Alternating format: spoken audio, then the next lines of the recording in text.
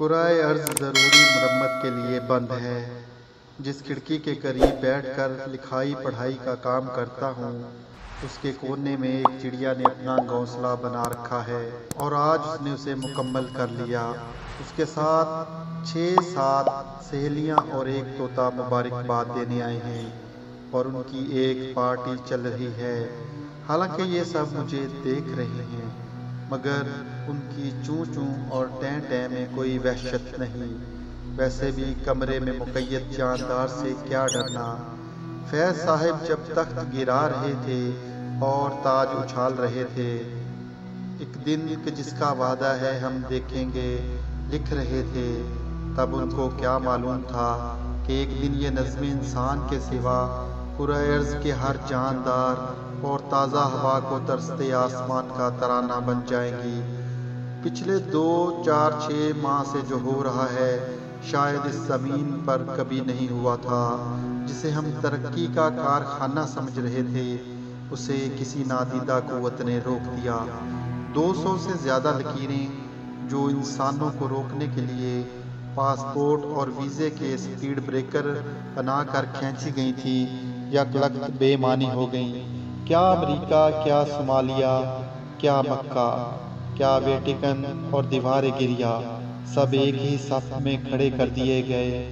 سننے میں آیا ہے کہ جب پرانے زمانے میں کسی جاگیردار کو کسی معزز حریف کی عزت خاک میں ملانا ہوتی تھی تو گاؤں کے سب سے نچلے رندہ درگاہ شخص سے سر عام جوتے لگواتا تھا تاکہ یہ قصہ نسل در نسل یاد رہے۔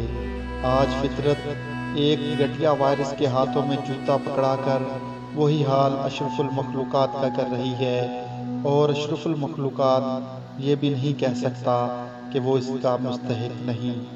سنا ہے کہ عالمی سٹاک مارکیٹ میں $3 ٹریلین سے زیادہ پانی ہو گئے۔ جانیں $3 ٹریلین میں کتنا ایمانداری سے کمایا گیا ہوگا، کتنے لوگوں کا خون چوس کر کمایا گیا ہوگا، کتنے کروڑ درخت کاٹ کر کمایا گیا ہوگا، کتنے لاکھ ایکڑ زمین ریپ کر کے، کتنے بچوں کا دودھ اور نوالا چھین کر، کتنا سود وصول کر کے، اور کتنی کرپشن، ذخیرہ اندوزی اور ملاوٹ سے جمع کیا گیا ہو۔ آنے والے دنوں میں کیا ہوگا، سب وقت کی دیوار پر لکھا ہے۔ جس دنیا کے آدھے سے زیادہ وسائل 100 انسانوں یا ان کی کمپنیوں کے قبضے میں ہوں، ایسی جنت شداد کیسے کسی دیدہ و نادیدہ دشمن کے سامنے سیسا پلائی دیوار بن سکتی ہے؟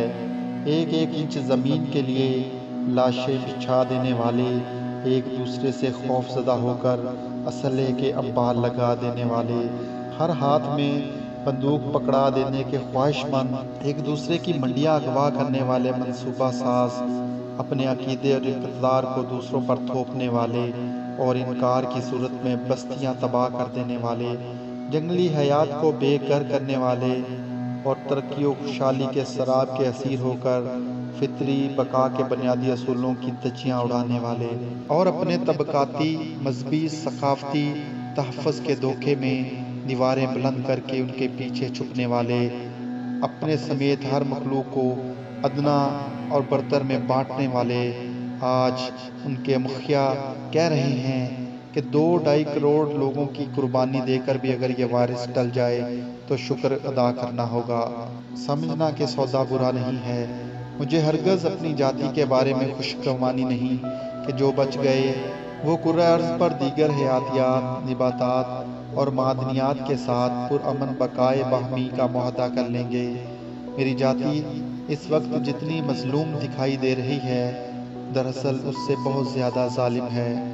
فی الحال میں اپنی کھڑکی کے باہر گھونسلہ بنانے والی چڑیا میں مگن ہوں اور اس آسمان کو دیکھ رہا ہوں جو نہ جانے کب سے خالص نیلا دکھنے کے لیے ترس رہا تھا، کیونکہ کرۂ ارض اس وقت ضروری مرمت کے لیے بند ہے۔ میرے مقید ہوئے بغیر یہ کہاں ممکن تھا۔ وسط اللہ خان کی یہ تحریر اگر آپ کو پسند آئی ہو تو اس ویڈیو کو ضرور لائک کیجیے گا۔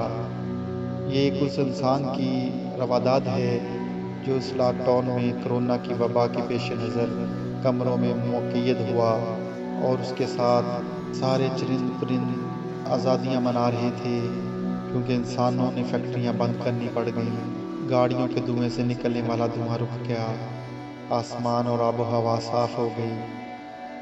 صرف انسان کے قید ہونے کے ساتھ ساتھ قدرت کی ہر چیز آزادی منا رہی تھی، کیونکہ یہ انسان کے مقید ہونے کے بغیر ممکن نہیں تھا۔